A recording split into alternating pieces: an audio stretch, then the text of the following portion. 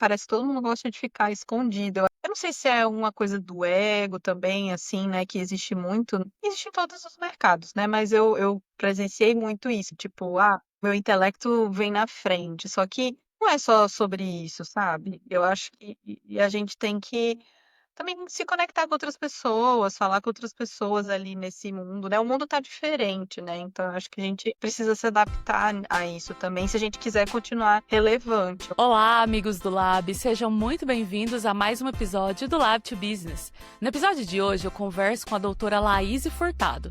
A Laíse é doutora em Química pela USP e fez uma transição estratégica para o mercado corporativo. Hoje, ela trabalha como analista sênior em uma empresa americana de consultoria em inovação e tudo de forma remota do Brasil. A Laís é uma verdadeira defensora do networking estratégico, inclusive foi através do trabalho dela no LinkedIn que eu a conheci, me conectei com ela, e foi através desse posicionamento também que ela conseguiu acesso direto aí a CEOs de startups de tecnologia e inovação, como ela conta pra gente nesse episódio, e também a sua posição atual após concluir o doutorado. Nesse episódio, nós conversamos sobre planejamento de carreira, estratégias práticas para construir conexões de valor que ela usou em sua carreira, além de como explorar caminhos não tradicionais após a pós-graduação e o dia a dia, é claro, de uma analista de pesquisa em consultoria internacional. Se você gostar desse episódio, eu peço que você não se esqueça de marcar a gente nas redes sociais. Todas as redes estão linkadas aqui na descrição desse episódio e nos deixe saber, nos conte que você está ouvindo, vendo o Lab to Business. Agora, vamos conversar com a Laíse. Laíse, seja muito bem-vinda ao Lab to Business. Obrigada, Mariana. Muito obrigada pelo convite. Estou muito feliz de estar aqui com você. A gente que tá feliz de receber. Eu gosto de começar esse podcast com uma pergunta pessoal, assim, se você veio de doutorado de biomoléculas e agora trabalha como analista, numa empresa de consultoria estratégica de inovação. Se você pudesse definir a sua trajetória profissional até o momento, assim, em uma palavra, qual seria? Nossa, pergunta difícil em uma palavra. Agora você me pegou, Mariana. Eu escuto muito isso. Uma palavra Caramba. ou uma frase, que seja. Eu acho que transmutação, eu acho, e adaptação, Olha, eu diria. gostei.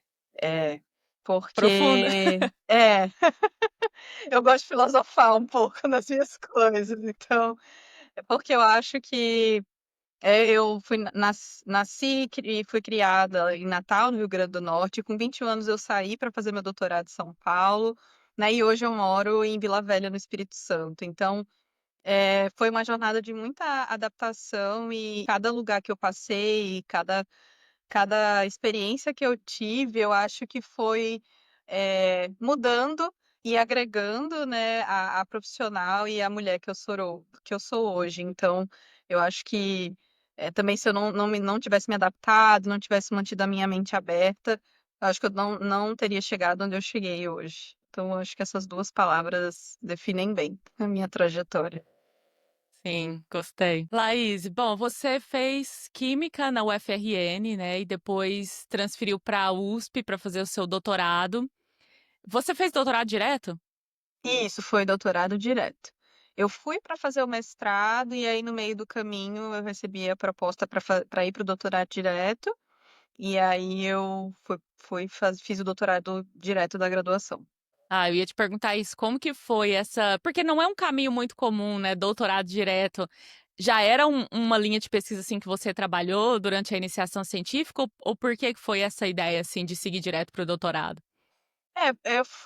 Na verdade, eu já trabalhava, né, durante a graduação, eu trabalhei 3 anos e meio já com iniciação científica, então eu já tinha muita experiência de laboratório.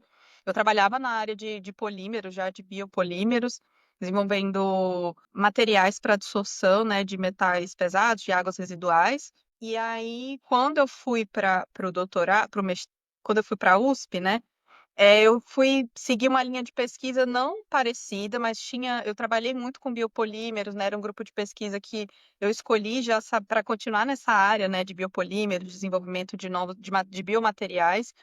Então, de certa forma, continuei nessa mesma linha, só que é bem mais voltado também para a área de fisicoquímica de superfície e interface, né, que foi também um pouco, pra essa linha que meu doutorado também acabou indo. Então, muita dessa decisão, né, de fazer o doutorado direto, veio do projeto que a gente viu que tinha muitas, possibilidades, assim, eu queria, né, fazer também, Hum, assim, um doutorado, eu estava gostando, né, de estar lá no grupo de pesquisa, e aí com 6 meses a gente viu que o projeto ele podia ser expandido, e aí eu topei, né, a minha orientadora na época sugeriu isso, e eu topei fazer o doutorado direto. Não foi nada planejado, assim, digamos, entendi, mas aconteceu, né, com o aconteceu. desenvolvimento Isso, do com o projeto. desenvolvimento do projeto, foi isso mesmo. E o seu grupo, você fazia iniciação, né, o seu grupo de pesquisa da UFRN tinha algum contato com a professora de Campinas, ou como que foi que você conseguiu essa oportunidade de ir para lá? Não, não tinha nenhum contato. Eu mesmo que na verdade eu não fui para Campinas, eu fui para São Paulo capital mesmo, né, então a minha orientadora era no campus que ela atuava era na USP de São Paulo, e eu fiz o processo seletivo e eu fui olhando mesmo o currículo dos professores que trabalhavam lá, né, fui olhar lá no Lattes, e eu me identifiquei muito com a linha de pesquisa dela. Então eu fui entrando em contato por e-mail mesmo com pra ela e com outros que eu tinha visto, só que ela era o meu foco. Então ela Uhum. me aceitou, assim, disse que tinha disponibilidade, e aí foi assim que aconteceu. Eu mesma fui criando minhas próprias As oportunidades mesmo. oportunidades. É, Sim. exato. E você trabalhava com biomoléculas lá, né, o que que você pesquisava de fato? No doutorado, eu trabalhava com desenvolvimento de novos materiais a partir de biopolímeros. A maioria, os biopolímeros que eu trabalhei eram derivados de celulose. Então, eu estudei, né, os aspectos fisicoquímicos da combinação de uma molécula específica, que era a polidopamina, com esses derivados de celulose. Né? Então, para desenvolver, eu desenvolvi xerogéis, criogéis, e aí cada um deles tinha uma aplicação específica, né. A maioria foi voltado mais para a absorção de metais e também de compostos orgânicos, como o BPA, e a gente chegou a fazer algum teste com outras moléculas orgânicas aí que eram poluentes emergentes. Então, o meu doutorado foi bem mais para essa linha, né, desenvolvimento de biomateriais a partir de biopolímeros derivados da celulose, combinados com a polidopamina, que ela tem essa característica de funcionar como um adesivo. Então eu usava ela, para conseguir a adesão de todos os componentes ali dos meus compostos que foram desenvolvidos ao longo do doutorado. É, É. esses materiais bioadesivos, eles têm bastante aplicação prática também, né. Teve algum momento que você, durante o doutorado, você chegou a pensar que: "Ah, posso desenvolver algo, posso usar isso fora da academia", por exemplo? Ah, sim. A ideia inicial também do meu projeto de doutorado era desenvolver adesivos que fossem resistentes à prova d'água. Então a gente chegou a fazer alguns testes, né, com isso, e só que não deu muito certo, a gente teve que ir para outras linhas de pesquisa, assim, né, ir para outros lugares. Mas com certeza, inclusive, eu acho que o maior key takeaway do meu doutorado, né, ele veio de um compósito que a gente desenvolveu para fazer o tratamento de águas dos laboratórios didáticos de química da USP. Então a gente desenvolveu o material pensando nessa aplicação real, né. Então a gente no final, a gente fez todo o trabalho de desenvolvimento do material, de caracterização do material, e aí depois a gente aplicou ele em uma escala, assim, de bancada ainda, né, mas a gente tentou fazer num formato maior e tal, para ele ser utilizado para a gente tratar a água residual dos laboratórios didáticos, que tem muito, né, então, que a gente fala que os alunos ali fazem os experimentos e acaba ali descartando um monte de soluções que tinham ali metais e tal, que ia ficar lá no Instituto de Química, o que acontecia era que esses rejeitos, né, eles eram levados para o andar superior, assim, e eles colocavam para secar, então eles não sabiam muito o que fazer, né, então como gerenciar de uma melhor forma esses resíduos. Então a gente desenvolveu esse material pensando nessa aplicação final, né. Uhum. E nessa época você estava no doutorado depois, você chegou a pensar em fazer um pós-doc, continuar, estudando as aplicações desses materiais, ou como que foi ali já no final do seu doutorado? O que que passava na sua cabeça na época? No final do meu doutorado, eu já não pensava mais em continuar no meio acadêmico. Eu comecei a refletir um pouco mais sobre isso durante a pandemia, assim, quando já eu acho que foi um momento ali que todo mundo começou a questionar muitas coisas, né.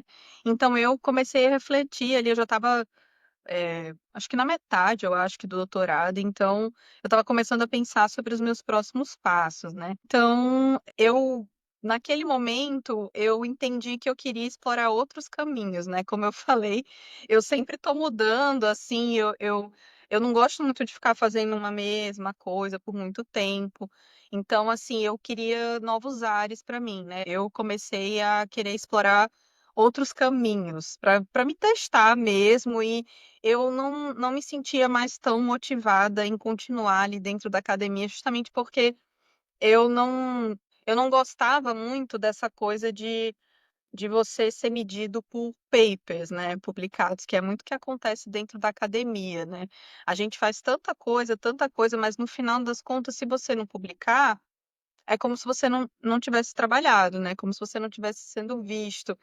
E não é que isso me incomodava, mas eu sempre senti uma vontade, assim, de: "Tá, mas eu desenvolvi isso, mas o que que eu faço com isso?", né. Eu não consegui enxergar uma aplicação ou um impacto, de fato gerado por aquele conhecimento que foi desenvolvido, né. Então foi nesse sentido que eu comecei a refletir, que eu entendi que eu não queria mais, né, ali continuar, por mais que o laboratório que eu estava, né, como eu falei, a minha orientadora ela sempre ia para um caminho da aplicação, né, ela sempre fazia a engenharia reversa.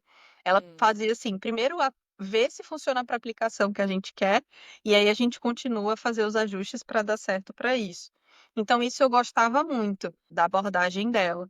E aí eu entendi também que eu precisava buscar outras coisas, desenvolver outras habilidades também, e eu decidi então eu já sabia, assim, no final do meu doutorado já que eu não queria continuar, não pensava em fazer um pós-doc, eu queria de fato ir para o meio corporativo, para me testar e também conhecer outras formas de trabalho, sabe.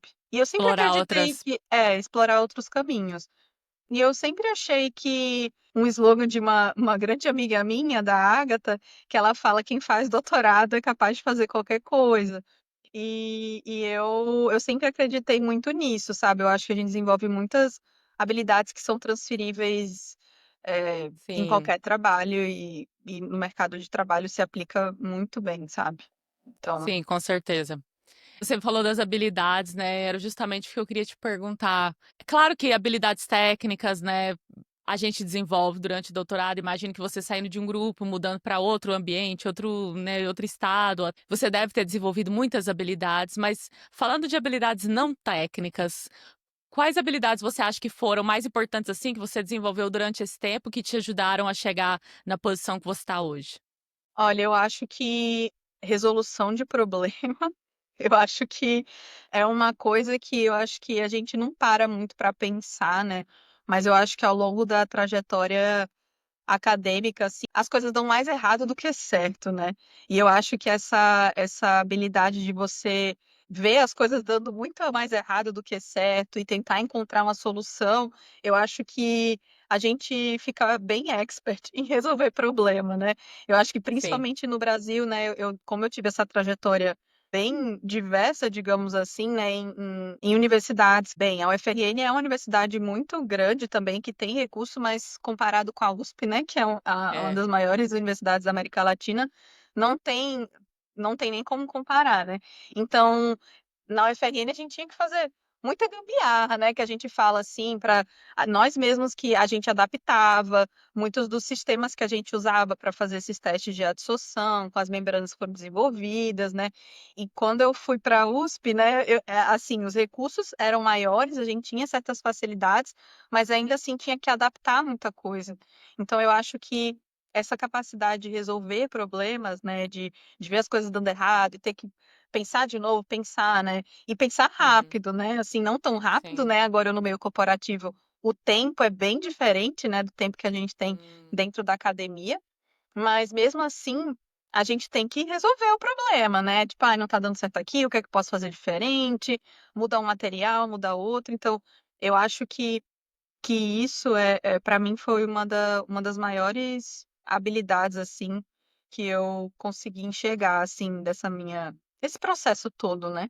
E que Uhum. é bem útil, é Com bem útil no certeza. no meu trabalho hoje, né, e na vida de acho que qualquer trabalho que a gente for fazer, a gente precisa ser bom nisso, né.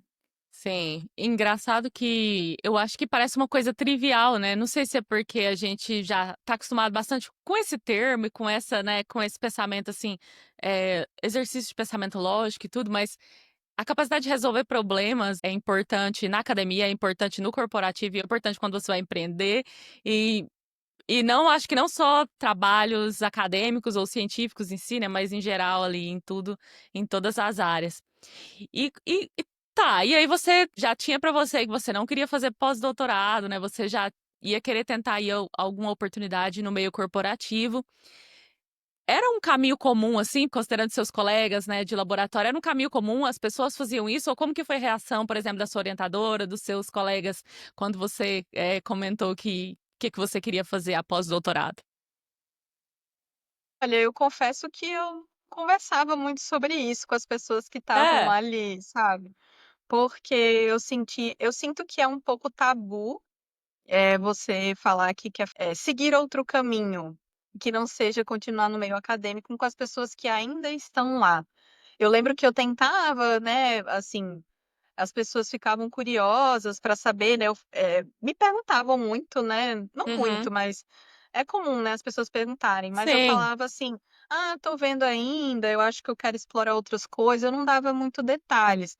Mas, quando eu decidi que eu queria outro caminho, eu sabia que as pessoas que estavam ali não seriam as pessoas, digamos que iriam contribuir para eu entender aonde que eu queria ou para conseguir construir esse caminho, porque as pessoas que fizeram esse caminho que eu decidi fazer não estavam mais lá.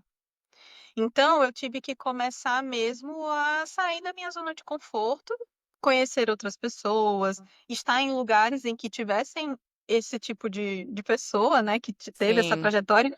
E por incrível que pareça, tem muitas, tá? Por mais que a gente ache que não, mas tem muitas pessoas que estão no meio corporativo e tiveram essa trajetória, né, do meio acadêmico e tal. Então eu comecei a procurar em outros lugares, e a internet foi o lugar onde eu Uhum. achei essas outras pessoas. Então, muita gente fala mal, né, da internet, mas para mim eu acho incrível, porque, é uma ferramenta que me ajudou a me conectar com pessoas de lugares diversos, e para eu conseguir elucidar, assim, comigo mesma, para onde que eu Uhum. queria ir, sabe. Então foi mais ou menos, nesse sentido. Eu confesso que eu não falava muito com as pessoas que estavam ali comigo não, porque, enfim, eu sabia que não ia ser muito frutífero, sabe. Eu percebi, assim, eu tentava meio que sondar, assim, e tal, algumas coisas, e as pessoas meio que não davam bola, né, porque não é a realidade Uhum. delas. Então, Sim. eh eu tive que sair um pouco da minha zona de conforto e me conectar com outras pessoas que já estavam nesse caminho, né, que eu queria seguir, ou que também buscavam algo parecido com o que eu queria, né. E que não era dentro Sim. da academia e do grupo que eu estava, que eu consegui isso. Sim, faz sentido, né, aquela coisa, só quem já passou, quem está passando pelo caminho que você deseja seguir, que tem maior propriedade, né, pra te mostrar ou para trocar experiências, né, faz sentido sim. Mas é igual a gente falou, né, natural ter essa certa curiosidade, né, a gente nos anos finais aí todo mundo fica: "Ah, vamos procurar concursos", ou "O que que vamos fazer?", né, a gente sempre comenta. Eu tenho a mesma percepção que você quando você comenta essa coisa de tabu, assim, parece que não sei, se você tá no mestrado, eu acho que pelo menos, né, a percepção que eu tive da época que eu estava na pós-graduação, parece que é normal, assim, ah, você quer explorar outras coisas, né, tudo bem. Aham. No momento que você faz o doutorado, daí você investe mais 4 anos naquilo, parece que se você fala: "Ai, eu quero explorar outras coisas", parece que todo mundo pensa assim: "Nossa, mas você vai desperdiçar", e aí eu tô colocando aspas, né, pra quem tá só ouvindo a gente.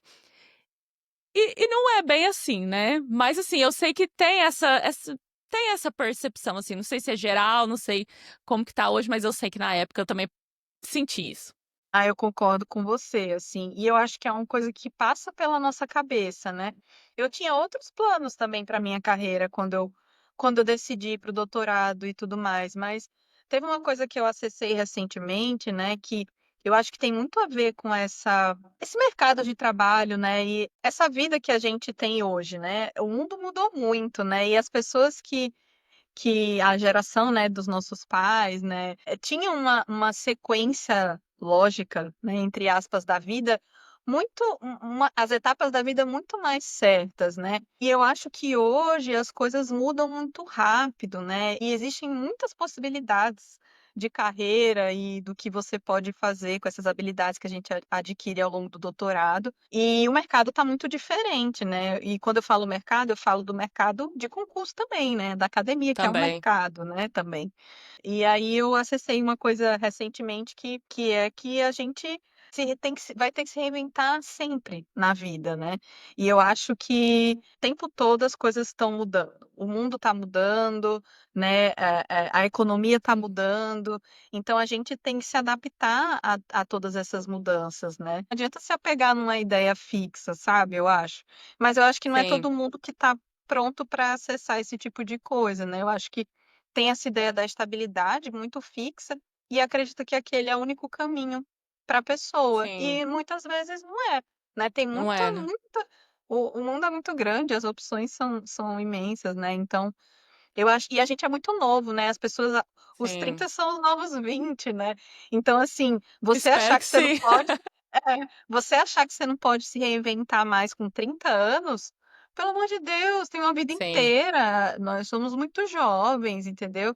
Então uma carreira não está definida com 30 anos, né. Eu conheço gente que eu vejo nesse meio corporativo que sim, pivota a carreira, sei lá, 5 vezes ou mais, entendeu. Vai para áreas completamente diferentes.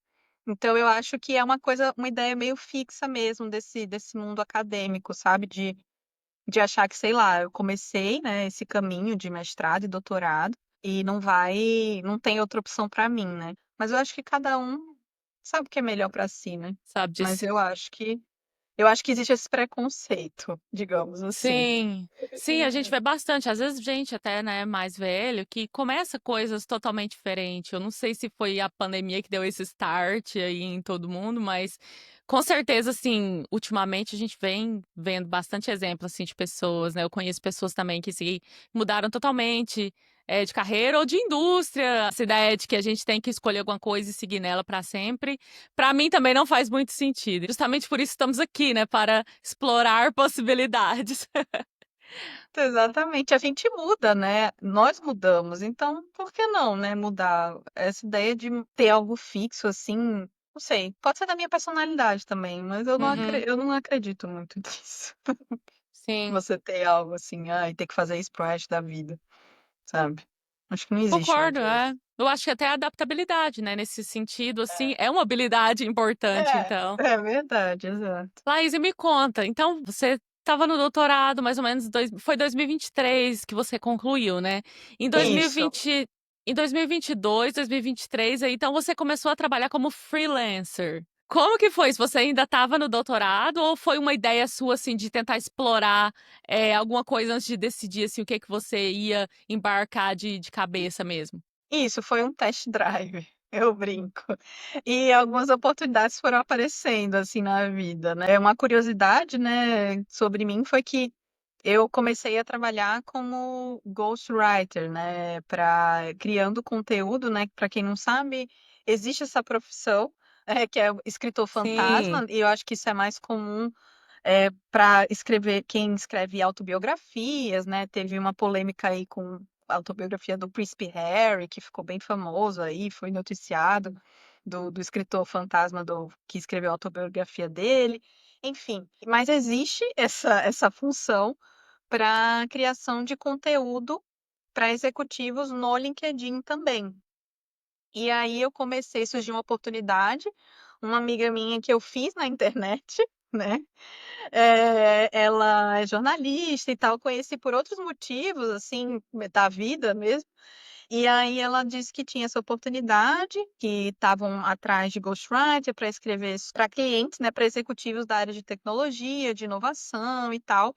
E aí eu falei: "Poxa, eu acho que seria uma boa, né, para eu testar, eu vou estar em contato direto com esses executivos, então eu vou aprender ali da fonte, né, de como que é, como eles Uhum. pensam, o que comem, o que fazem, né, assim, e vou estar ali experimentando algo novo, né, nessa parte de criação de conteúdo, que é uma coisa que eu sempre gostei muito também. E aí embarquei nisso, né, e fui, e eu amei. E aí foi quando eu me apaixonei pela área de inovação, na verdade, né, foi escutando esses clientes que eu atendia, né, esses executivos, falando sobre a rotina, o que que eles faziam, né, então eu tinha que consumir conteúdo sobre essa área de inovação, conheci muitos profissionais também dessa área, comecei a seguir eles, a entender o que eles faziam, e eu me apaixonei, assim, me apaixonei, achei muito a minha cara, e tanto é que foi o que eu escolhi seguir, assim, né. Então, foi muito bom para mim fazer esse test drive, sabe, e entender que de fato eu queria fazer outra coisa, ir para esse mundo corporativo mesmo. Foi sua amiga, então, que te mostrou esse mundo na área de, conteúdo, ser ghostwriter para executivos, especificamente no LinkedIn, certo? Isso, exato, exato. Essa e aí no caso eu trabalhei, né, eu era contratada como freelancer por uma agência de publicidade, né, era uma agência de Hum, publicidade, e aí eles tinham esse serviço, que era voltado para a criação de conteúdo para executivos no LinkedIn. Então eles cuidavam de todo entendi, o branding, e toda a parte de comunicação daquele executivo no LinkedIn. Então, às vezes, você está entendi. vendo conteúdo ali dos executivos no LinkedIn, mas às vezes não são eles que escrevem, porque esse povo é Achando, muito né, nossa, escreve é. super bem.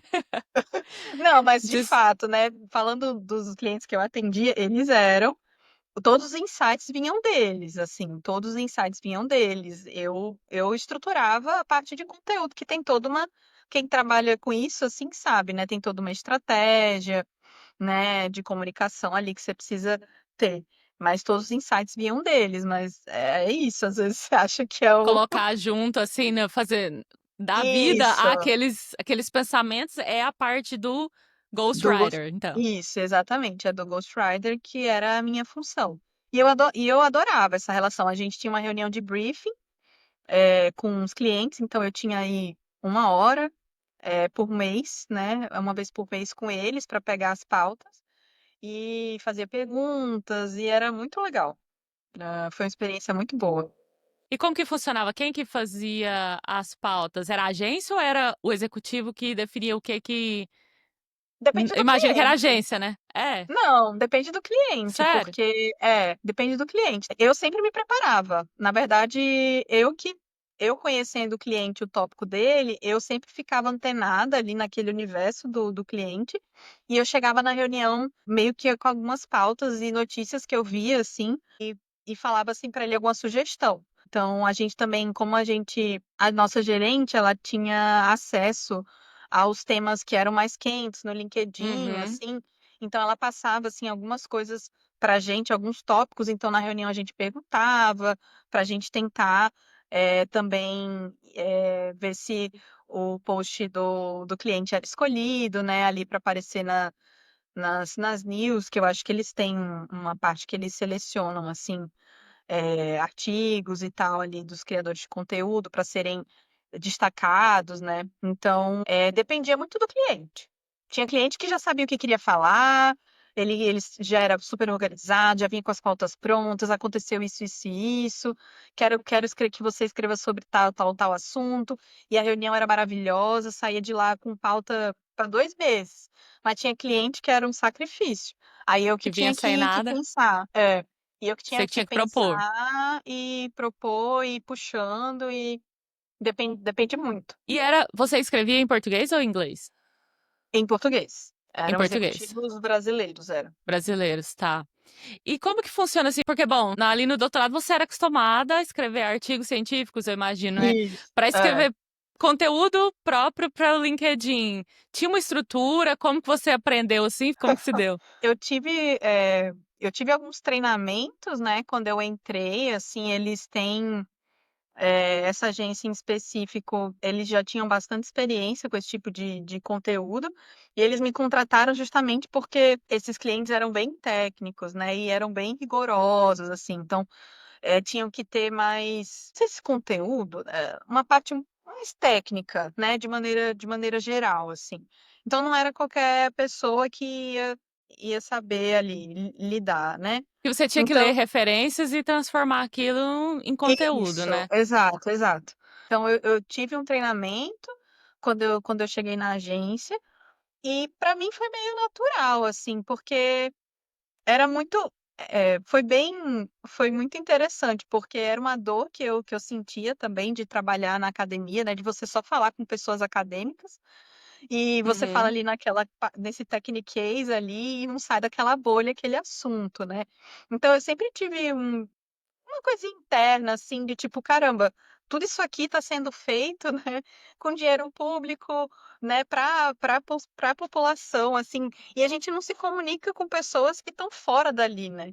Então eu sempre sim. tive um pouco disso, dentro de mim. Então, para mim foi uma oportunidade muito interessante de treinar, né, essa habilidade, assim, de como pegar ali ideias complexas e tentar, transformar aquilo num conteúdo mais palatável, né, porque ali no LinkedIn você está falando com o público mais geral, né, você não pode Uhum, falar de uma maneira tão técnica sobre determinados assuntos, né. sim. Então, foi natural e foi divertido esse processo, assim, porque eu nunca tinha feito algo parecido, mas eu acho que é bem desafiador, porque eu estava Sim. muito acostumada ali só com aquela coisa mais técnica, mais densa, né. Então, você ter que ter uma abordagem um pouco mais palatável requer também um certo, tem que deixar um pouco a criatividade fluir mesmo, né, encontrar Uhum, a forma de você, adaptar a comunicação. Mas é sim. muito gostoso e eu acho que todo mundo deveria, eh fazer esse Testar? treino. Fazer esse treino um pouco às vezes, sabe. Sim. Você se lembra, assim, do seu primeiro cliente como ghostwriter? Foi em que área e como que foi, assim, esse relacionamento? Você teve um pouco de medo, assim, ou já fluiu direto? Como que foi? Nossa, o meu primeiro, eu acho que eu não vou lembrar, mas eu acho que deve ter sido nessa área de tecnologia e inovação, assim. Eu acho que foi isso mesmo. E foi muito interessante, porque eu acho que esse cliente, ele era bem mais jovem, assim, do que eu. O cara era muito bom. Ele era muito inteligente e era uma startup, ele é CEO de uma startup e abriu um mundo, assim, na minha cabeça. Eu achava o máximo as reuniões com ele, porque era uma aula pra mim, sabe, assim, tipo, de universo Imagino, que né? que eu não tinha noção, assim, e ele falando das coisas que ele fazia, dos clientes, das experiências com os clientes dele, que ele tinha, os projetos que ele estava desenvolvendo, sabe. E eu achava aquilo, cara, muito legal, sabe. E aí foi mais aflorando a minha vontade de sair da academia, Sim, porque eu vi ele contando, assim, o impacto, sabe, dos trabalhos que ele ia desenvolvendo, e eu falava: "Caraca, que legal", trabalhando com empresas, assim, gigantescas, sabe, tipo BASF e várias sim. outras. Então, foi bem legal. Foi desafiador, porque eu nunca tinha tido essa experiência de dinâmica com o cliente, né. Então, eu acho que eu não tive eu acho que eu fiquei um pouco, assim, sabe, meio ansiosa, meio assim, meio: "Meu Deus, como é que vai Sim. ser?", e tal. Só que como ele era bem jovem, assim, bem mente aberta, fluiu tão bem, assim, e Olha. eu gostei muito, assim, de trabalhar com ele. Acho que medo eu não tive não, se eu tive, eu acho que eu fui com medo mesmo, e eu acho que aí o fato dele ser tão aberto, eu acho que ajudou muito. Mas depois eu tive clientes mais difíceis, mas ele o primeiro foi bem de boa. Eu imagino É, que deve ter ajudado, assim, justamente esse propósito que você tinha, né, que era de explorar outros caminhos e ter acesso a pessoas que agora já estavam fora ali da academia. E essas pessoas, né, que agora você tinha um acesso, assim, um a um, que de exato, outra forma exato. possivelmente você não teria, né?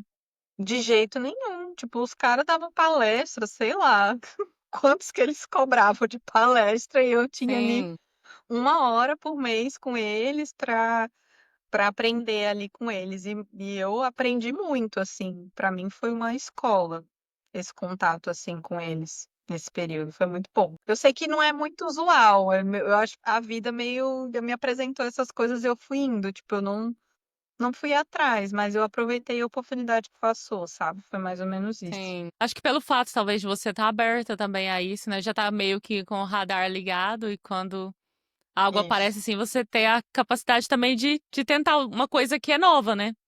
Aí a isso, questão de novo da exatamente. adaptabilidade, né, que você comentou Isso. no começo.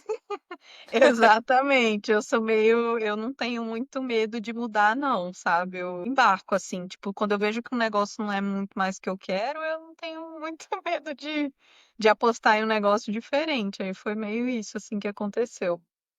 Laís, e imagino que deve ter tido clientes difíceis também, né? Como que você aprendeu a lidar com esse? Teve muitos? Ou aí você, a agência falava, ah, não deu match aqui, troca de ghostwriter? Como que funciona nesse caso? É, eu acho que tinha clientes que eram um pouco mais difíceis, no sentido de até da gente conseguir de eu conseguir extrair algumas pautas para eles, então, alguns eu tinha até que criar, assim, da minha cabeça e entender. Foi muito interessante esse trabalho, porque eu tinha que me colocar muito no lugar da outra pessoa, então tinha muito esse trabalho humano, né, de entender a pessoa, né, meio que entrar ali num personagem mesmo, de me colocar no lugar daquela pessoa para pensar mesmo nas pautas e requer um pouco mais de empatia também, né. Mas assim, a agência dava suporte nesses casos, assim, mas eu nunca precisei trocar. Eu sempre dava um jeito de lidar, pedia ajuda, né, para as pessoas mais experientes, para minha gerente, assim, então, quando eu precisava, teve alguns que eu pedi para ela entrar, né, para me ajudar a tentar extrair pautas, algumas coisas nesse sentido, tentar entender o que que o cliente estava querendo, porque às vezes acontece isso, né, o cliente, ele às vezes nem sabe muito bem o que quer, né, então a Uhum, gente tem que ir ali meio que direcionando, tentando extrair, então eu tinha esse suporte. Mas nunca chegou de eu legal. falar assim: "Ai, não quero mais trabalhar com esse cliente, quero trocar". Eu já vi acontecer dentro da agência, mas no meu caso nunca aconteceu não. Não tive esse problema não. Para eu desistir de um negócio é meio complicado, assim, eu normalmente eu insisto bastante antes de desistir, então, Antes de falar que é não dá certo, né? então eu sempre tento dar um jeito de fazer dar certo, sabe. Uhum. E nessa época você continuou morando em imagino que isso era um trabalho que você conseguia fazer remoto, né, você continuou Isso, morando em São Paulo ainda? Como que isso. foi? Sim. Eu estava nesse período eu estava no doutorado ainda, então era um trabalho remoto e eu consegui conciliar as 2 coisas, assim, foi bem interessante. Foi desafiador, mas eu acho que todo mundo que está nesse processo de transição de carreira sempre acaba dando overlap, né, nas coisas, então você vai sempre ter Uhum. que levar 2 coisas Ao em mesmo tempo. paralelo até você conseguir virar, né. E também era uma coisa que eu já estava paquerando, né, o fato de você trabalhar remotamente. Sim, Tanto é que hoje o meu trabalho é também remoto, né, então sim. eu comecei a flertar com isso nessa época. Mas era muito legal quando eu morava em São Paulo, porque os meus clientes eram alguns de São Paulo, e eu fui para eventos junto com eles, eu conheci eles, então foi muito legal, assim, ter esse contato, né, nessa época. Foi bem legal. Eu penso assim, né, na época você ainda estava no doutorado, você tinha bolsa de doutorado ou não? Tinha, na época eu tinha, Tinha. assim. Aham. E pensando assim, financeiramente falando, se você quisesse, né, a hora que você terminou o doutorado, continuar freelancer, de pegar mais clientes, vamos supor, né, como você iria ter mais disponibilidade, você acha que daria para viver disso? Como que você vê essa profissão de ghostwriter para esse público específico assim? Olha, eu acho que tem é um mercado que na época, eu não sei como é que tá agora, porque eu saí faz um tempo já, né, mas era um mercado bem quente na época, porque o LinkedIn ele estava crescendo muito no Brasil. Eu acho que ainda está nesse processo mais exponencial, então eles estavam investindo muito nos programas de LinkedIn Creator. Na época eu via muita oportunidade. E a minha ideia, né, era trazer os acadêmicos para o LinkedIn. Porque nesse processo também eu percebi que tinha alguns alguns clientes que eu ficava pensando assim: "Cara, tem pessoas na academia, tipo assim, muito mais Sim, foda, muito mais, assim, com coisas para compartilhar que deviam estar aqui", sabe, que deviam ocupar esse espaço.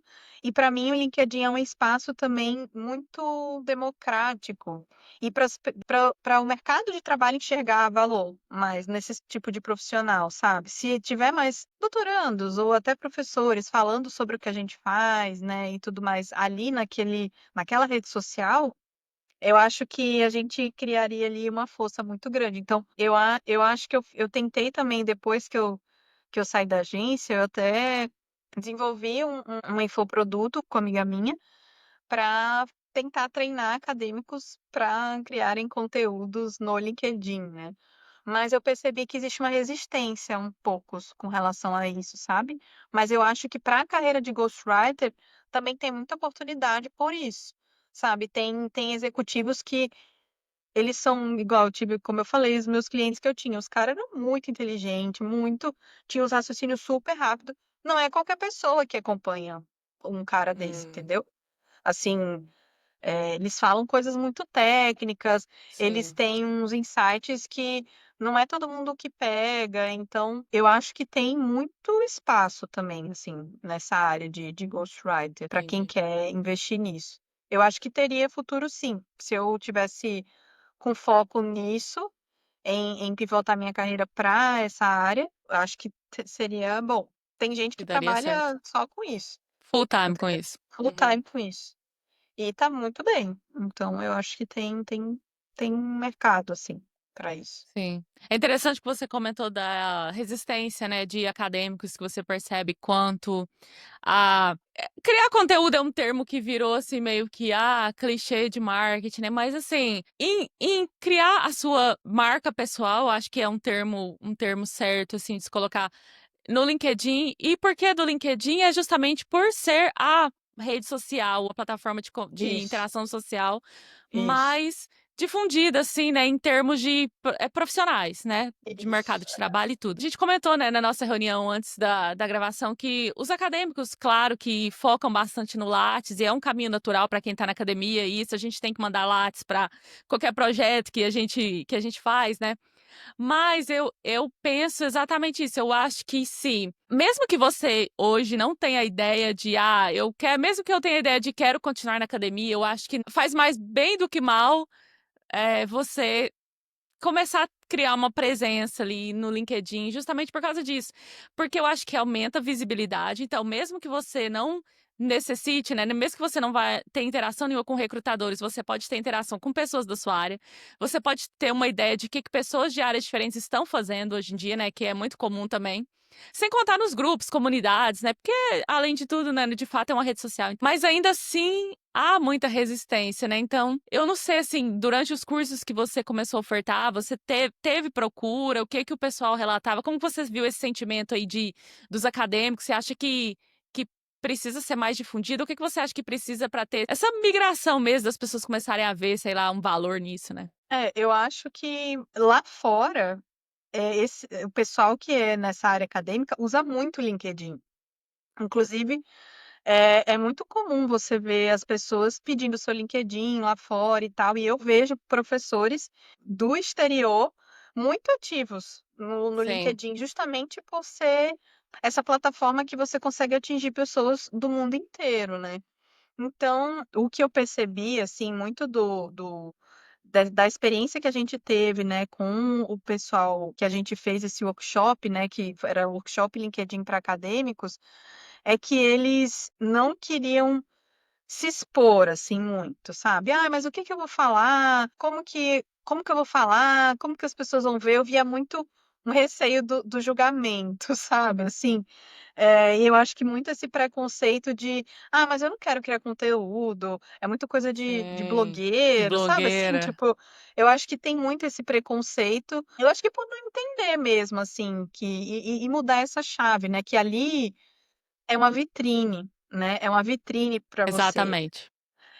É uma oportunidade de você deixar o seu portfólio e qualquer pessoa que está passando ali e colocar as palavras-chaves certas, vão achar você e podem te conectar com outras pessoas. Então eu acho que não existe essa noção, talvez. Eu acho que talvez não sei se é uma coisa só do Brasil, assim, mas eu acho que as pessoas elas não entendem o poder de conexão, né, e oportunidade de trabalho, de você trabalhar sua empregabilidade, dentro do LinkedIn, assim. Eu acho que tem esse um pouco de preconceito, sabe, com essa questão de criação de conteúdo, de achar que não é para pessoa, que ela não vai conseguir fazer e tal. Então e tem gente que realmente não vai, né, Sim, não gosta, realmente não se identifica, mas só de você estar ali presente, muita gente acha que para estar presente no LinkedIn tem que necessariamente criar conteúdo, uhum. mas às vezes você pode fazer comentários construtivos, contribuir de outras formas e continuar se mantendo ativo ali na rede, sabe. Acho que tem que mudar um pouco a forma de enxergar o LinkedIn, sabe, não é eu acho que vem dessa coisa do estigma da, né, da criação de É, conteúdo, de como nasceu a internet, né, ai blogueiros e influencers sim, e tal, mas é algo que você faz por você e também pela comunidade ali, né, que você tá. Eu sempre gosto de falar, né, que da minha trajetória que eu passei pela academia e eu sempre gosto de reforçar os pontos, fortes que isso trouxe para mim, né.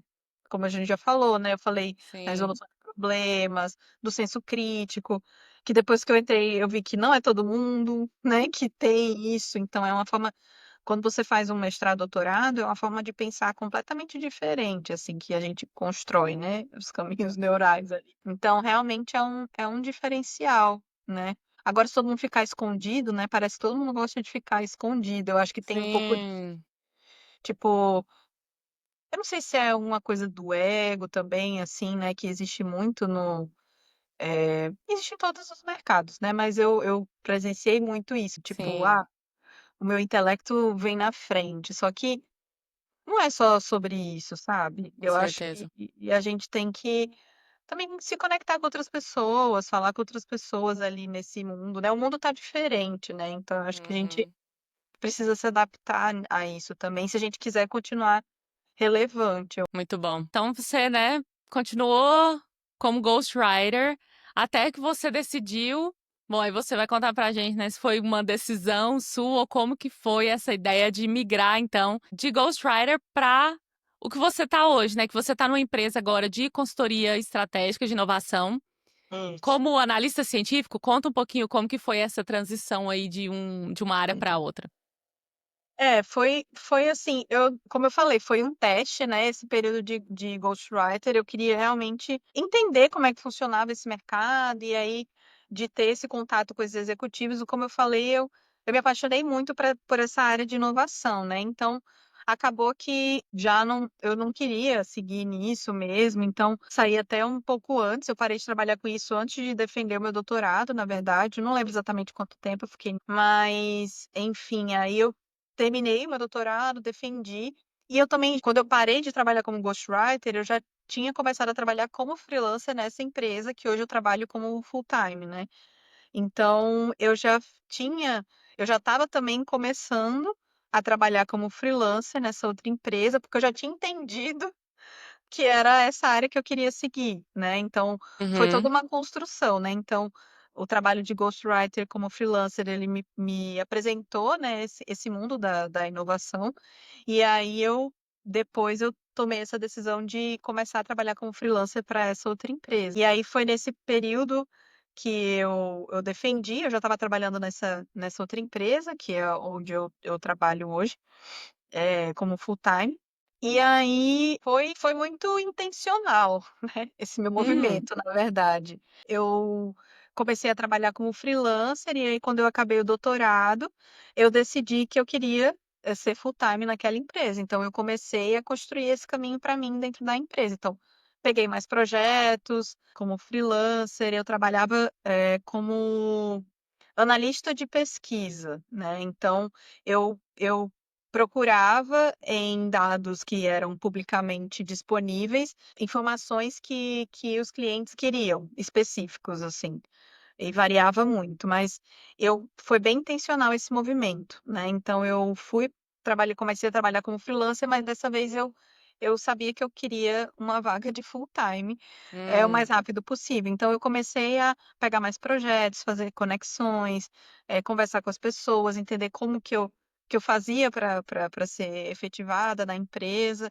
Então foi um movimento muito intencional, porque eu já tinha clareza do caminho que eu queria seguir, né, que era nessa área da inovação, né. E hoje eu trabalho como eu acho que depois de 1 ano e meio, mais ou menos, que eu trabalhei como freelancer, aí eu recebi a proposta e hoje eu trabalho como analista de pesquisa, né, e de projeto nessa empresa. Eu atuo como líder de time também e como analista sênior de pesquisa e de projeto.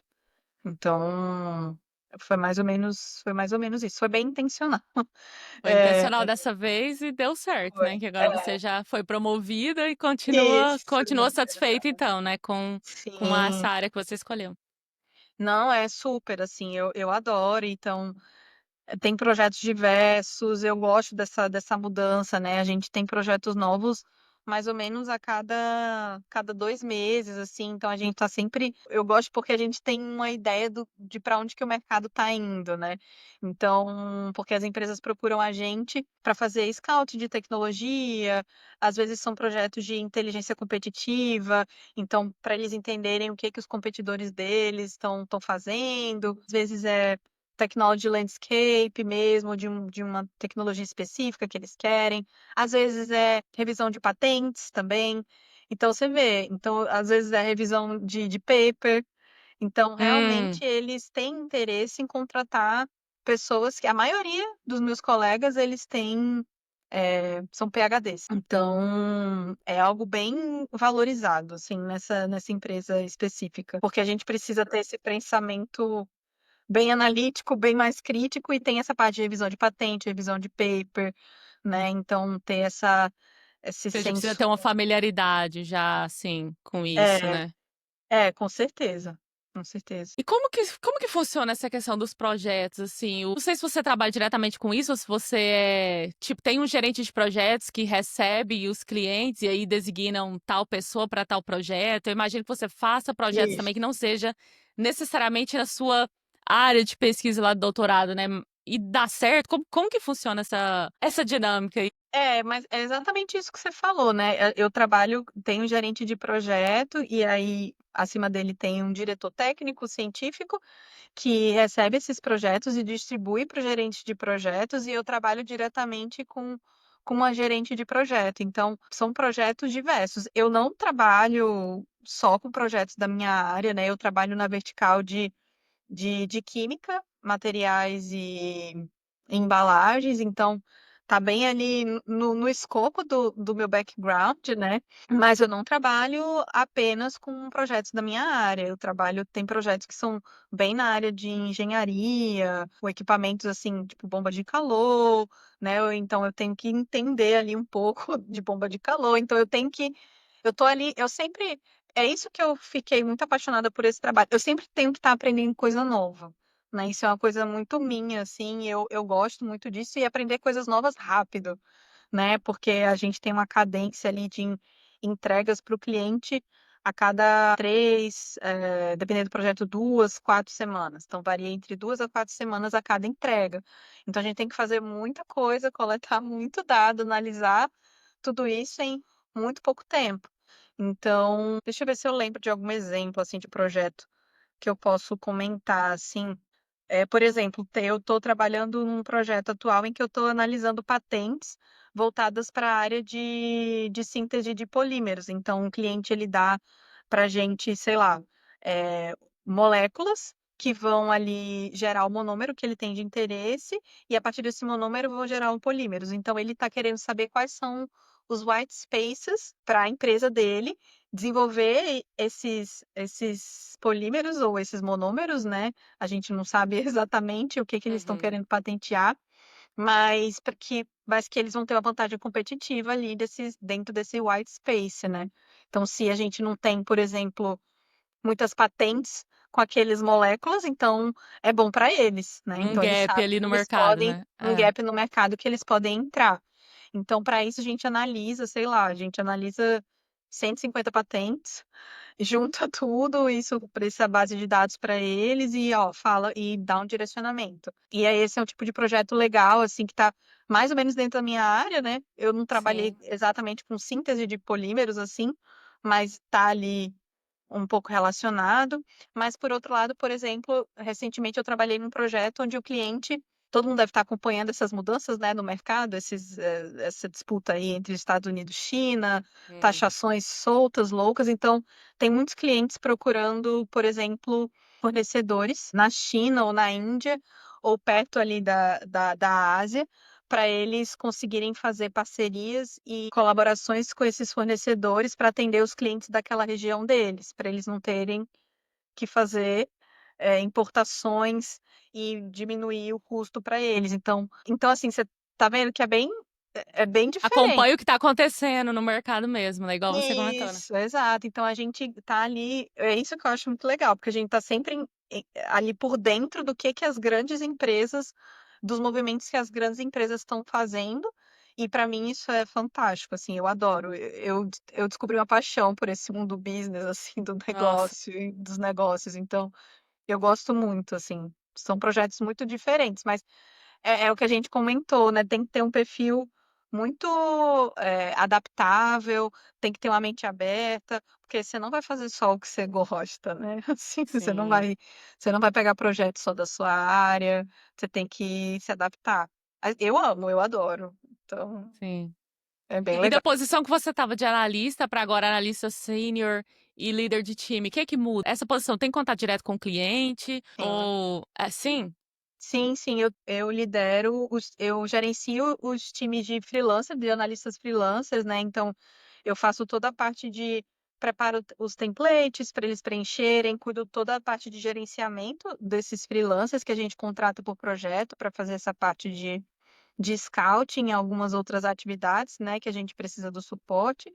E eu sempre estou nas reuniões com o cliente, assim, então eu tenho contato direto com os clientes, que é uma coisa que eu gosto, né? Então, enfim, e aí eu fico mais nessa parte, às vezes posso fazer algumas perguntas técnicas e tudo mais, então é bem legal. Eu não apresento, quem apresenta é a gerente, né? A gerente de projeto que apresenta os resultados que a gente obteve, mas eu sempre estou ali nas reuniões para dar suporte à gerente, caso o Uhum. cliente também faça alguma pergunta, e também para elucidar algumas coisas, porque na empresa, um dos diferenciais da gente é que a gente constrói essa entrega final e esses relatórios junto com o cliente, né? Então, a cada reunião a gente vai tentando entender melhor, né, o que que ele quer. A gente apresenta ali uma parte mais geral do que a gente encontrou, se a gente está no caminho certo ou não, ele dá os feedbacks, então a gente vai ajustando ali no meio do caminho. Mas varia de projeto a projeto. A quantidade de entregáveis e de encontros que a gente tem com o cliente, assim, também. Imagino que de acordo com o que o cliente contrata ali, né, no caso, É, pro é, projeto dele. isso é, exato. E quais que são os Importante. entregáveis comuns dessa área, assim, que geralmente vocês fazem? É relatório, apresentação, tem alguma outra coisa? Normalmente são relatórios e as planilhas. A gente também deixa tudo planilhado, com referência para eles, então são esses dois entregáveis. Às vezes a gente faz Dynamic Report também, onde o cliente ele pode filtrar, fazer Uhum. comparações, ali dependendo com todos os resultados, né? Com às vezes fornecedores ou outros tipos de informações, né, que a gente vai coletando, depende de cada projeto, isso. É, normalmente esses são os 3 entregáveis É. principais que a gente faz para os Laís, clientes. vocês usam Excel ou usa algum programa específico da, A da gente empresa que você trabalha? a gente usa Excel, Google Slide e a gente usa muito o Looker Studio para Dynamic Uhum. Para Report. visualizar dados, né? Isso, é. A gente usa esses 3 normalmente. E a questão da inteligência artificial, tem alguma ferramenta de IA que vocês usam hoje? Imagino que quando você entrou lá, né, para hoje, quando você entrou há 2 anos, 2, 3 anos atrás, né, ainda não tinha assim, esse boom da inteligência artificial. Você percebe que alguma coisa mudou, tanto em termos de projetos quanto no modo de vocês trabalharem mesmo? Nossa, com certeza. Inclusive a empresa ela está desenvolvendo a sua própria inteligência artificial para ser vendida como um serviço também para os nossos clientes, né. Então tá tudo relacionado e também isso foi um dos motivos também que eu escolhi para essa empresa, né, porque eu via que existia muito essa aderência à inteligência artificial. E eu sou muito a favor disso, né, eu acho que, apesar de ter vários problemas, eu acho que é uma ferramenta como qualquer outra que a gente tem que saber usar ao nosso favor, sabe. Então, Uhum. lá, todo mundo usa, né, faz parte da rotina de trabalho de todo mundo, e a gente tenta automatizar ao máximo o que a gente faz usando a inteligência artificial. Então, mas para além dela, a gente tem outros recursos, né, a gente usa muita inteligência artificial, assim, para dar ideia, para gerar ideia de Uhum. gráfico, de como estruturar a apresentação, para ter uma ideia de ter um overview do que tem, né, assim, para entender o tópico um pouco mais rápido, né, de gerar Sim, ali referências um pouco mais rápido, mas e automatizar algumas coisas mesmo, assim, sabe. sim. A gente utiliza muito. Assim, todo mundo está sendo a empresa está indo muito para um caminho de deixar todo mundo bem expert em ser engenheiro de prompt, né. Hum. Então tá todo mundo desenvolvendo essa parte por lá, né. Sim. E você comentou que a maioria dos seus colegas tem doutorado, são doutorandos, né? O time em si, como que é? É diverso? A sua empresa também é uma empresa multinacional, né? E os projetos, então, imagino que vêm de qualquer lugar do mundo, né? E como que é feito o time? Geralmente tem essa preocupação, assim, de colocar pessoas diversas ou muda o time de acordo com o projeto em questão? Muda, no meu caso, né, eu lidero os freelancers, né, então quando a gente abre um projeto, nem sempre a gente opta porque a gente tem vários recursos dentro da empresa, né, então tem essa parte que a gente chama de secondary research, que a gente tenta coletar o máximo de dados que a gente consegue que está publicamente disponível, usando também ferramentas internas, né, que a gente paga para ter acesso a informações específicas de empresas e outras coisas também. E tem a parte de primary research, que a gente consulta experts da área e também representantes de empresas para elucidar perguntas específicas de cada cliente, né. Então, a gente está lidando com primeiro clientes, de qualquer lugar do mundo, assim, tipo, tem clientes na Ásia, na Europa, nos Estados Unidos e de vários lugares, e o time de freelancer que eu lidero também, né. Então normalmente a gente tem uma plataforma onde que a gente tem essa rede, né, de analistas, a gente posta lá os projetos que está precisando recrutar, as pessoas se aplicam para um desafio que a gente coloca para a gente tentar ver se a pessoa entendeu ali o tópico mais ou menos, né, e aí a partir disso a gente sempre olha o background da pessoa para garantir que ela vai conseguir ali dar o suporte que a gente precisa, naquele projeto. Por exemplo, esse de patentes, eu recrutei só pessoas que tinham background em química, porque era muito específico.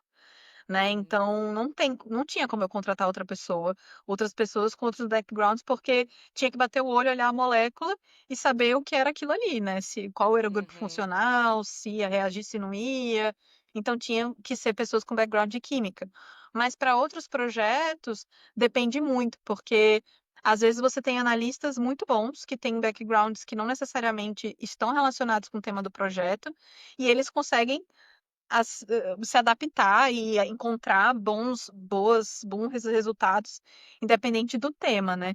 Mas a gente Hum, sempre tenta recrutar pessoas com backgrounds diferentes também, para a gente ter, e de lugares diferentes, para a gente ter essas perspectivas diferentes dentro do projeto, que eu acho que é o que deixa as uhum. coisas mais ricas também. Sim. Né? E dentro da empresa a gente tem pessoas de vários lugares do mundo. Tem muito Uhum. brasileiro, Sério? tem muito brasileiro lá, e tem pessoas, enfim, em vários lugares, na Índia, Europa, nos Estados Unidos, com certeza, né? A empresa é de lá, A então sede. a sede é lá. Então, é bem legal, bem legal. E Uhum. desafiador, né? Culturalmente também, né? Você Imagino, sim. tem que se adaptar também a isso, né? A esses várias formas de ver as coisas, né? E de estruturar os projetos também, né? Então é interessante Uhum. também ver essa dinâmica com diferentes clientes, né? Quando o cliente é americano, quando é europeu, a gente vê que tem uma diferença do que importa mais, sabe? Do que é mais Hum. importante, a gente tem que adaptar também as entregas para essas demandas, né? Culturais Uhum. também. É interessante ver isso. Legal, verdade. Você comentou que os projetos são definidos de acordo com o background, né, com a formação aí do freelancer. Além disso, além de ter a formação ali que corresponda ao projeto, eu imagino que um outro requisito seja inglês, né? Que nível de inglês que precisa, se a pessoa não tem contato direto ali com o cliente, né? Ela tendo o inglês mais básico ou intermediário, ou tem algum teste que faz? Depois que a pessoa é admitida, assim, tem um onboarding, como que é feito? Quando você é freelancer, você não tem contato direto com o cliente, mas você precisa saber se comunicar em inglês. Porque vou começar do começo, né? A gente vai lá, posta o desafio, né? O projeto, as pessoas se candidatam, a gente seleciona um time e normalmente a gente tem uma reunião de briefing, né? Então, e toda a comunicação na empresa é feita em inglês. Então, a pessoa precisa entender e também se comunicar em inglês, né? Para fazer as perguntas, para se apresentar também, que a gente abre para esse momento também, porque ali você também, né, se você tiver interesse você está ali conhecendo pessoas, né? Eu falo, toda ali é uma oportunidade para você fazer seu networking, né? A pessoa precisa ter um inglês intermediário, pelo menos, para poder trabalhar, conseguir fazer isso. E o onboarding, antes a empresa ela tem um treinamento. Quando você se cadastra na plataforma, você passa por alguns testes, você tem um treinamento e você só pode aplicar para projetos depois que você faz alguns testes para a gente ter certeza de que você entendeu o que foi passado nesse treinamento. Então, esse treinamento ele mostra mais ou menos como que a empresa funciona, você tem acesso a materiais para entender como é que é o fluxo, como que funciona o processo, né, desses Uhum. projetos, né, explica um pouco como funciona cada projeto. E no brief, quando a gente faz a reunião de briefing, a gente passa também um pouquinho, assim, das etapas de cada projeto, o período que você vai precisar estar trabalhando, mais Uhum. atento, o período que você precisa estar disponível, né, para poder participar de todo aquele percurso do projeto. Cada projeto normalmente dura de 2 a 3 meses, mas normalmente o analista freelancer ele não trabalha por todo esse período, né? Porque, como eu falei, eles trabalham só nessa parte de secondary research, mas eles recebem esse suporte sim, de onboarding. Mas eu confesso que tem que aprender fazendo um pouco, assim, até você pegar o jeito, sabe? Porque não tem assim, tipo. Não segue uma estrutura linear, por exemplo, né? Até porque são Exato. demandas. Isso, são demandas diferentes, né, para cada projeto. Então você tem que aprender meio que fazendo. E os clientes lá são clientes do setor privado? Vocês trabalham com universidades também? Eu sei que a gente comentou com nossa conversa anteriormente, né? Você comentou que você acredita muito nessa interação indústria-universidade, é uma área que você gosta de trabalhar aí na interface, né? Esse trabalho hoje em dia te dá essa possibilidade? Não diretamente, né, eu diria, indiretamente, né? Os nossos clientes todos são do setor privado. A gente trabalha muito com empresas multinacionais, times muito R&D, principalmente, né, de pesquisa e desenvolvimento. Hoje eu posso dizer que eu trabalho na interface justamente porque eu também preciso consultar ali, eu ainda estou entendendo, lendo artigos acadêmicos, patentes, muitas vezes os clientes eles também vêm com problemas muito específicos, assim. Teve um projeto que eu estava vendo, não é um que eu estou trabalhando diretamente, mas teve um cliente, assim, bem era até de uma indústria de bens consumíveis, assim, que queria entender conceitos de química de fisicoquímica de superfície de de sementes, sabe, assim? Tipo, então aí você tem que ir atrás de papers, de ver quais são os grupos de pesquisa que estão mais ativos nessa área, e aí os experts que são chamados para fazer essas entrevistas e elucidar as perguntas do clientes, normalmente são professores universitários. Então você vê que, de certa forma, a gente está nessa interface, né? A Tá gente também ligado? está ali, e eu brinco que a gente procura esses experts pelo LinkedIn. Por isso que eu Olha, acho que é importante, as pessoas estarem lá, sabe, porque a internet é um lugar em que abre portas e às vezes você não sabe as oportunidades que podem surgir dali, sim. entendeu? Aquela questão que você falou de ser sua vitrine, né, por exemplo. Exatamente, porque esses experts que a gente faz o contato para ajudar a gente nos projetos, né, a gente procura no LinkedIn, entendeu? Então, é bem interessante, assim, não é um projeto que eu estou trabalhando especificamente, Uhum, mas pode surgir, sabe. Por isso que eu digo que eu estou trabalhando nessa interface de certa forma, né, sim, porque a gente precisa analisar os artigos, vez ou outra vem um tema, um tópico que a gente precisa ter esse contato, né, com pessoas que estão dentro da academia. Teve um projeto também que eu até entrei em contato com a minha orientadora para saber se ela tinha interesse, era na área mais de non-woven. A empresa estava interessada em tratamentos, modificações na superfície desses materiais e tal, então a gente sempre tá trabalhando aí nessa interface, sabe, eu acho, de certa forma. É um conjunto, sim. sabe, por isso que, eh, eu gosto muito desse trabalho e eu defendo mais ainda, sabe, que eu acho que a gente tem que quebrar esses muros dentro da universidade, ter mais essa interação com o mercado, porque muitas vezes, depois que eu comecei a trabalhar, né, assim, ter contato com esse universo do mercado corporativo e agora mais ainda com esses projetos, eu vejo que muitas linhas de pesquisas e áreas quentes que começam a surgir, né, dentro do meio acadêmico, na verdade surgem de demandas das indústrias. Então, eu acho que a Sim, e aí gente surgiu um projeto para tentar resolver esse problema, né. exatamente. Então, por isso, eu vejo muitas oportunidades, assim, e eu acho que os 2 só têm a ganhar, né, a gente porque eu via muito, né, dentro da academia, todo mundo reclamando: "Ai, que ninguém reconhece a ciência no país", mas qual é o esforço que essas pessoas que estão dentro dessa bolha estão fazendo para comunicar o que a gente faz de fato? Tá todo mundo reclamando que ninguém reconhece nada, mas também ninguém se dá o trabalho de tentar se comunicar minimamente com outras pessoas para além daquelas que estão ali dentro da bolha e daquela grupo de pesquisa, né, e cada vez que você faz pós-doc, você vai afunilando ainda mais, aí você Sim, fica ali mais ainda na bolha, né. E deixa de olhar para as outras coisas que estão acontecendo no mundo, né, e no mercado também. sim, Eu acho que perde muito, assim, a oportunidade acho, de construir algo que vai ter um impacto de fato, né, social, assim, que eu acredito muito que o papel da ciência também é resolver problemas da humanidade no geral, né, também. Então, se perde muito isso com essa distância, sabe. Tem muito a se ganhar quando a gente vê essas coisas uma do lado da outra, sabe. com certeza. Eu vejo também que é uma questão positiva para ambos, né, a universidade tem a ganhar até na questão de formar um aluno, né, ou um mestre, um doutor ali com conhecimento que vai ser útil ali no mundo real mesmo, o que que as empresas estão esperando, né, que o corporativo espera de um profissional que se forma ali.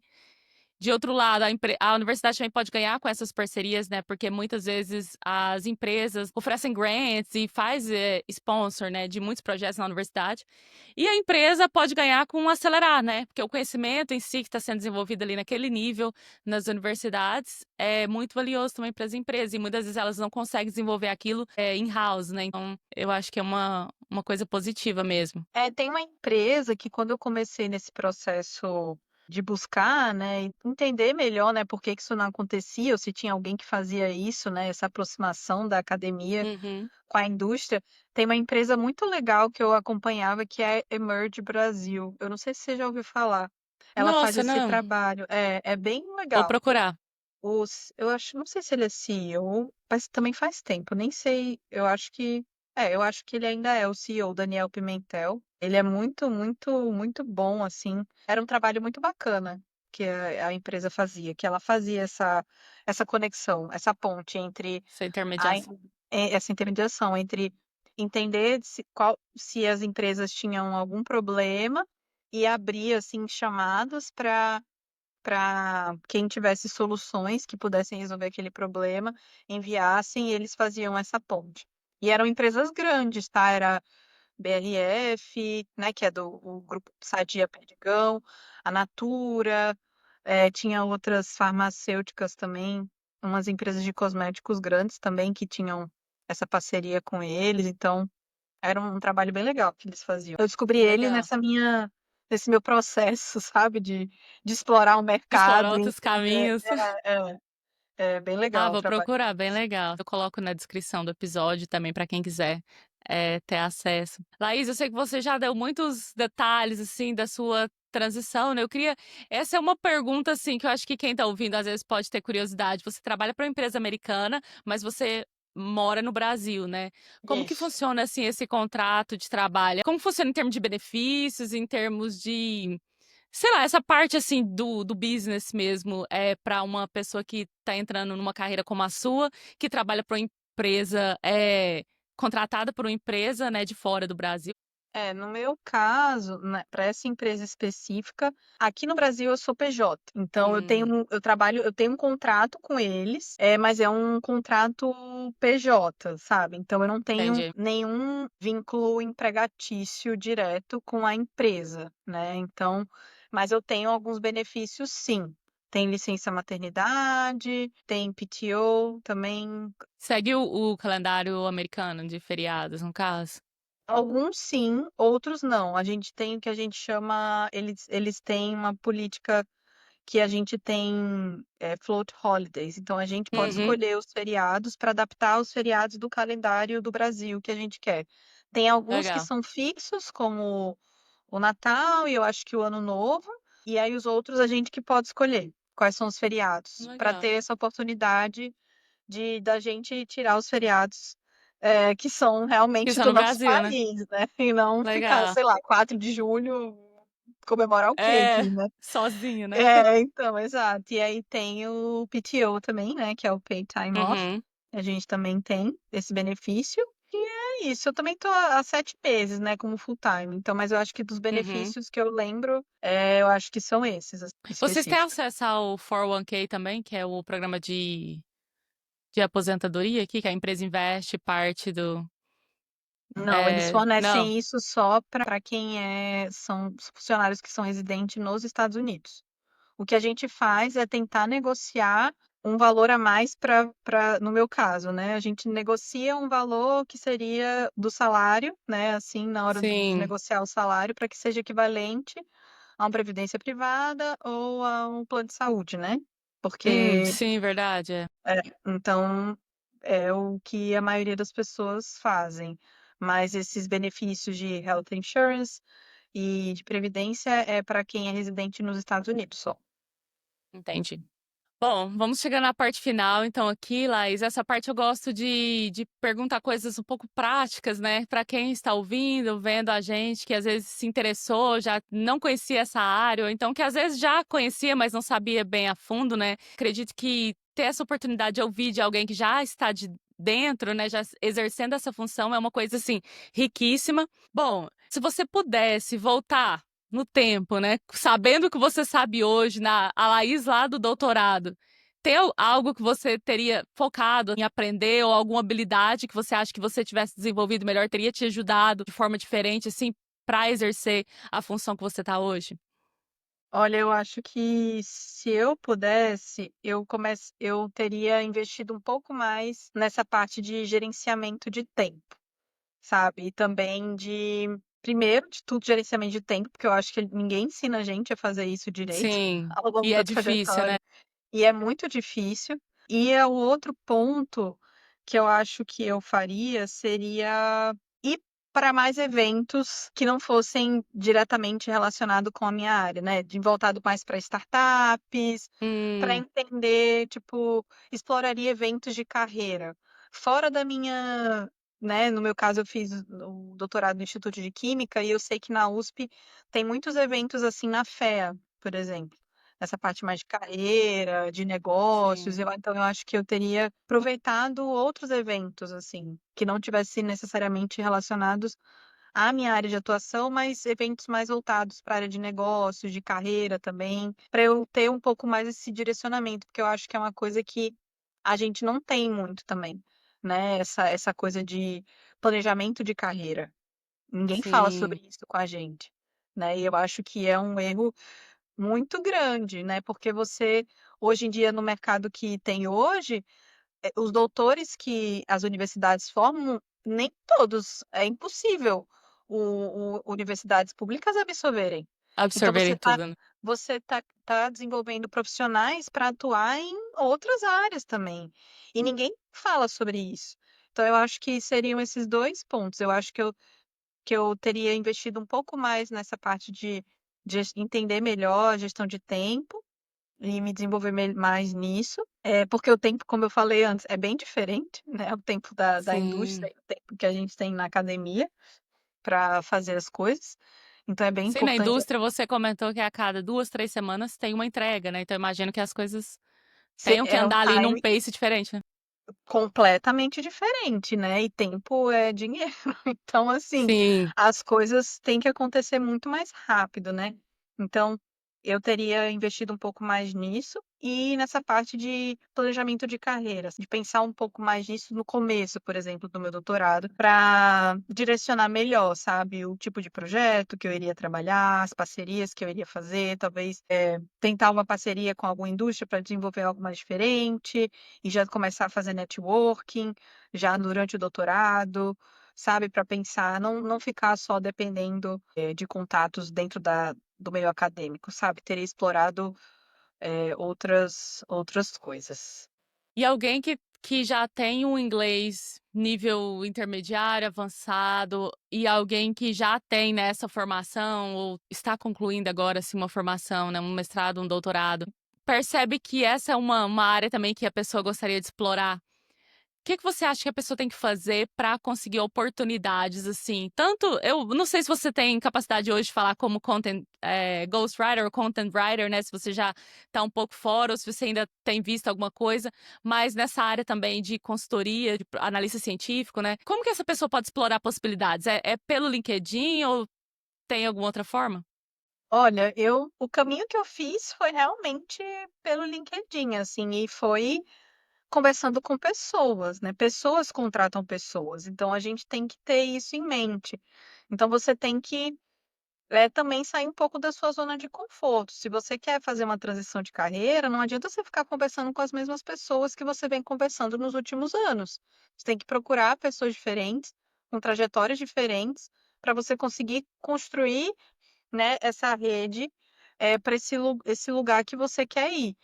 Então, hoje, e baseado na minha experiência, eu não vejo outra forma a não ser, né, se você quer, no meu caso, eu queria muito trabalhar de casa, né, eu trabalho muito melhor de casa, assim, então eu mirei numa vaga remota, então não tinha outro caminho senão pelo LinkedIn, assim, então eu realmente fui fazendo contatos, assim, com as pessoas, adicionando elas na minha rede, né, mas antes disso eu arrumei a casa, né, gente, pelo amor de Deus, não vou Uhum. sair adicionando as pessoas antes de arrumar a sua casa que eu digo, sua página no LinkedIn, seu perfil, põe palavras-chaves, né, da área que você quer ir, eh, Sim, co facilita a conexão, né, quando você enviar uma mensagem, né, na hora de conectar com alguém, Isso, então envia uma mensagem também, né, tipo: "Ó, te vi em tal lugar, será que a gente podia".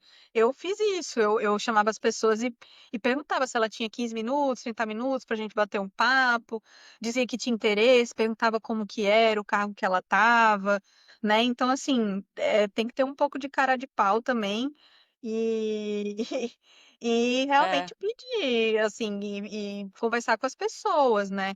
Então, para mim, esse que seria o caminho principal. Para quem, não quer uma vaga remota, quer explorar outras coisas, um bom lugar para você também fazer contato é em congresso, né. Poucas eu acho que eu só tive essa visão depois, assim, mas ali nos congressos tem vários estandes de empresas que você pode trabalhar, que podem contratar você, verdade. inclusive. Então, você ao invés de ir com mindset só de ver palestra de outros professores, vai conversar com as pessoas que estão ali vendendo equipamento, ou sei lá, expondo outros tipos de coisas dentro dos Insumos, congressos, né, tem insumos, tantas coisas, exato. plataformas. Exato, ver o que que você se identifica e conversa com aquelas pessoas, sabe. Então eu acho que tem vários caminhos também, né, para quem ainda está no meio acadêmico, né, e participa de congresso e quer ir para o meio corporativo, eu acho que também é uma boa caminho, assim, tipo, tentar abordar essas pessoas em congressos, né, que estão ali expondo as suas empresas. E arruma o seu LinkedIn, porque provavelmente todas elas também estão no LinkedIn, aí você já pede para se conectar, Sim, pergunta o nome delas. Aí já manda lá: "Ai, vi você em congresso tal", enfim. E aí começa a fazer suas conexões, com as pessoas certas, para você ir construindo aí suas oportunidades. Falo sim, que é isso, eu acho que o LinkedIn é um bom lugar para você ir construindo suas próprias oportunidades, eu acredito muito nisso. Acadêmicos, eles muita gente fala tipo: "Ai, mas é muito difícil". Cara, vai ser para qualquer um, se você quer, sim, né, com planejamento e estratégia, você consegue, é uma questão de tempo, né, então sim. mas é possível. Até por isso que a gente fala que a melhor hora é quando você não está precisando, né, quando você não está É, ali ativamente buscando, porque é por essa questão justamente que você falou do tempo.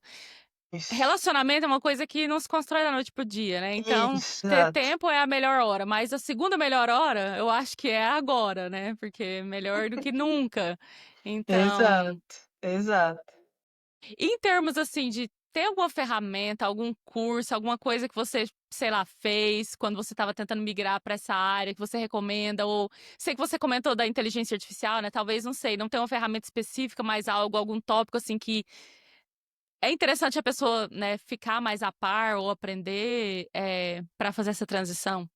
Eu acho que você tem que começar a estudar o mundo corporativo, entender como as coisas funcionam, porque é uma linguagem diferente, são formatos diferentes, né, formas de fazer diferente.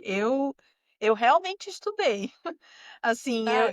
eu realmente fui entender o que era, tinha termos lógico que no meu caso, né, como eu trabalhei direto como ghostwriter desses executivos, tinha muitos termos, por exemplo, eles falavam as coisas, eu não fazia ideia do que era, e eu tive que pesquisar, tive que estudar, entender o que que era, porque assim como a gente tem os nossos jargões no meio acadêmico, existe também no meio corporativo, né. Mas eu diria assim, vai vai estudando, né, entender como que é esse mercado, procura assim, como que é uma hierarquia startup, como que é? Uma hierarquia vertical, é uma hierarquia horizontal, como que é, né, tem diretor, gerente, o nome dos cargos, eu acho que tem que é como você falou, tem Se a familiarizando, né. internet tá aí, tem internet tá aí, né, tem que procurar. Eu, no meu caso, eu fiz uma mentoria, né, porque Hum, para acelerar o processo. Então eu fui ali, primeiro para fazer networking, para acelerar meu processo e entender melhor como que era esse mundo, né. Eu paguei para acelerar meu processo. Foi mais ou menos sim. esse o caminho que eu fiz, sabe. Então eu fiz uma mentoria, com uma hoje amiga minha, né, que ela justamente ajudava acadêmicos nesse processo de transição. Essa mentoria tinha acesso a um curso em que ela explicava justamente essas coisas, né, como que era a estrutura no mercado corporativo, como você organiza o seu LinkedIn para você chamar a atenção das pessoas certas, como fazer networking, né, como se posicionar no LinkedIn. Eu procurei pessoas que já tinham pessoas que tinham uma trajetória parecida com a minha, né, que tinham vindo do meio acadêmico, que tinham doutorado e que foram para o meio corporativo. Eu sugeriria, né, para quem não tem muito tempo, né, eu tinha, então eu investi nisso, eu fiz a mentoria antes de terminar meu doutorado, porque eu já queria Hum, saber o que que eu queria fazer, então também me ajudou a ter clareza no meio desse processo, sabe. A sim. entender quais eram minhas habilidades, né, o que que eu podia usar, qual era o meu perfil, eu fiz todo esse processo.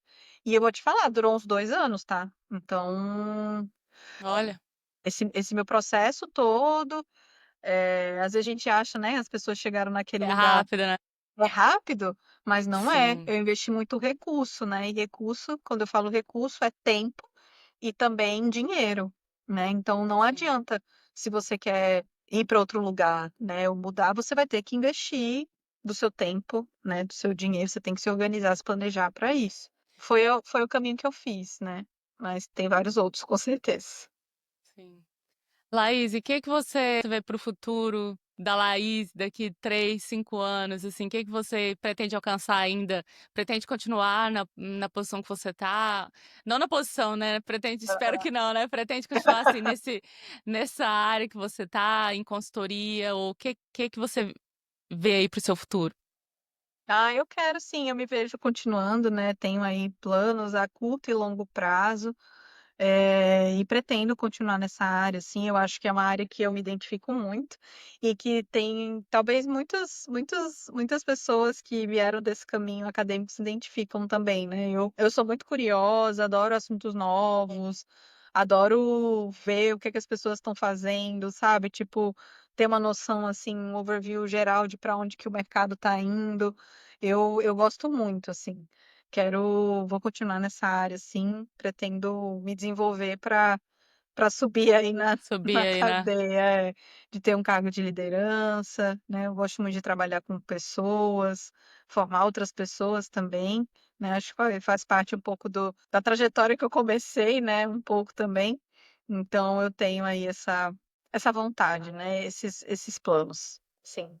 Bom, eu sei que você é bastante ativo no LinkedIn, né? Você comentou aqui já de várias formas que você usou durante a sua carreira e usa hoje, né, para se conectar com pessoas, com líderes, para buscar freelancers, né, também para o seu trabalho hoje. Se os nossos ouvintes, pessoas que estão vendo a gente aqui no YouTube, quiserem entrar em contato com você, o LinkedIn é a melhor plataforma. Ou se quiserem saber mais, eu não sei se a sua empresa também está aberta, né, a projetos, a pessoas que quiserem enfim, conhecer um pouco mais dessa área.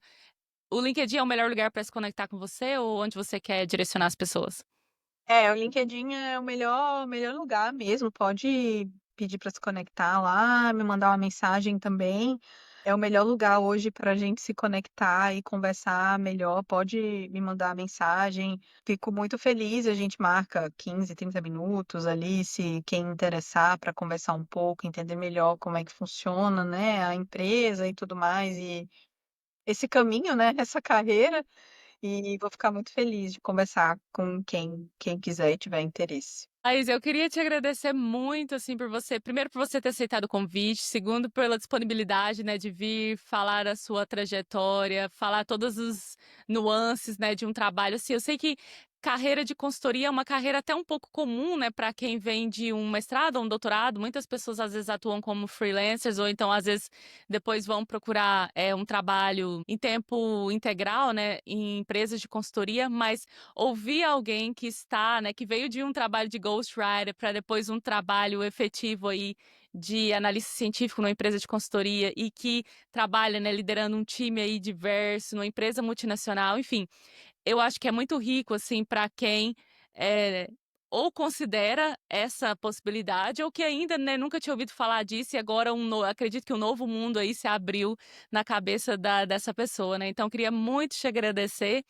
E espero, quem sabe, um novo episódio aqui só falando de LinkedIn, por que não, né? Ah, pode ser, hein, pode ser, eu topo, viu, Mari? Eu que É, agradeço, assim, e é muito bom ver que tem essas iniciativas, sabe? Eu acho que é muito importante. Eu acho que quando eu estava no meu processo, assim, né, que eu não queria mais academia, queria outra coisa, eu acho que foram espaços como esse, né, de pessoas contando as histórias delas que me inspiraram e me motivaram a encontrar o que de fato fazia mais sentido para mim, né? Que às vezes a gente acha que o nosso caminho tá ali traçado já, né? Que já tá tudo certo, mas não, às vezes e não é assim que você tá indo por um outro caminho que você pega o que já foi e amassa e joga fora no lixo. Jamais, jamais. É a sua história e é uma trajetória riquíssima, riquíssima, riquíssima que nenhuma outro tipo de formação vai dar as habilidades que você tem, assim, e é um diferencial muito grande. Acreditem, assim, de verdade. Eu fico muito feliz com esse tipo de iniciativa, Mari, né? O trabalho que você está fazendo eu acho que é uma joia, assim, no meio desse mundo aí da internet. Então, parabéns também por essa iniciativa. Fico feliz de participar legal. dela. Muito obrigada. Obrigada.